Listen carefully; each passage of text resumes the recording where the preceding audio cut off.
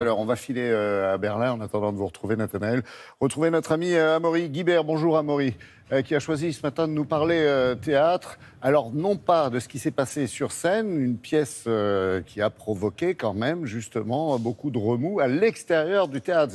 Il est question d'Hitler. Oui, bonjour Laurent, bonjour à tous. Effectivement, ce n'est pas la pièce qui est en cause. Le théâtre de Constance, au bord du lac du même nom, tout au sud de l'Allemagne, a mis à l'affiche une pièce qui s'intitule Mein Kampf. Alors, il ne s'agit pas d'une lecture de l'ouvrage d'Adolf Hitler, mais une farce écrite par l'auteur et metteur en scène d'origine hongroise Georges Tabori, une pièce qui raconte l'ascension de Adolf Hitler, ce petit peintre autrichien raté. Une œuvre créée en 1987 qui, à l'époque, avait créé des remous, qui est assez peu jouée depuis cette époque, mais le théâtre de Constance a décidé de mettre cette pièce à l'affiche. La première a eu lieu le 20 avril dernier, ça fait la une de nombreux journaux ici en Allemagne. Pas pour la qualité de la prestation des acteurs, pas pour l'originalité de la mise en scène, non, plutôt pour cette proposition faite par la direction du théâtre aux spectateurs. Ceux qui se présentent à l'entrée avec une croix gammée au bras ne paieront pas l'entrée. Alors, s'agit-il d'une provocation gratuite, assez malvenue en ce moment, alors que l'Allemagne s'inquiète face à une résurgence de l'antisémitisme?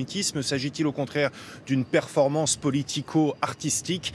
Le débat est ouvert, comme on va le voir dans ce sujet réalisé avec Brice Boussoir et Mathilde Chenet.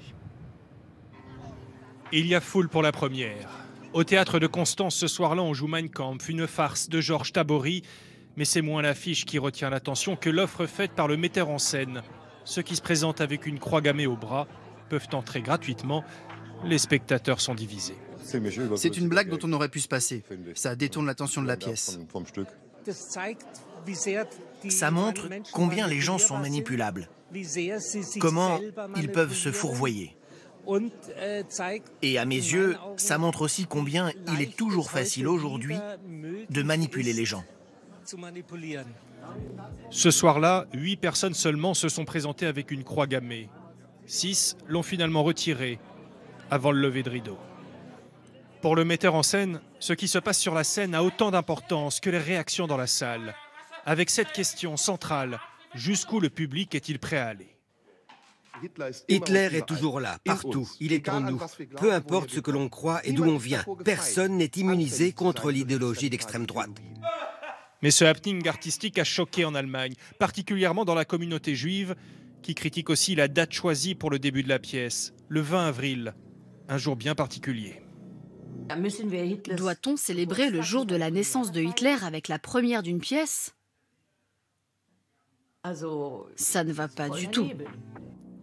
Au théâtre de Constance, une dizaine de représentations de Mein Kampf sont prévues d'ici l'été. L'offre d'assister gratuitement à la pièce si l'on porte une croix gammée tient toujours. Excusez-moi, Amaury, mais je pensais, comme bien d'autres, j'imagine, qu'aller au théâtre avec un brassard et une croix gammée, c'était tout simplement illégal en Allemagne, non ? Oui, Laurent, vous avez raison. Porter un insigne nazi dans l'espace public, c'est bien sûr interdit par la loi, comme il est interdit de faire le salut nazi en public. Les tribunaux prononcent régulièrement des condamnations.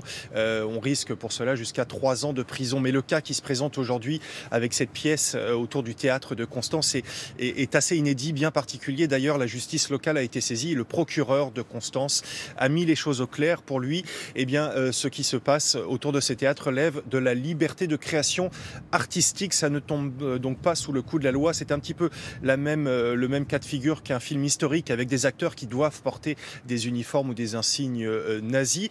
Mais bien sûr, pour cela, il faut que les spectateurs qui se présentent avec une croix gammée ne le fassent que dans l'enceinte du théâtre s'ils portent cette croix gammée sur le trajet entre leur domicile et le théâtre et qu'ils sont dans l'espace public. Ils seront alors dans l'illégalité. Mais ce cas de figure ne s'est pas encore présenté à Constance.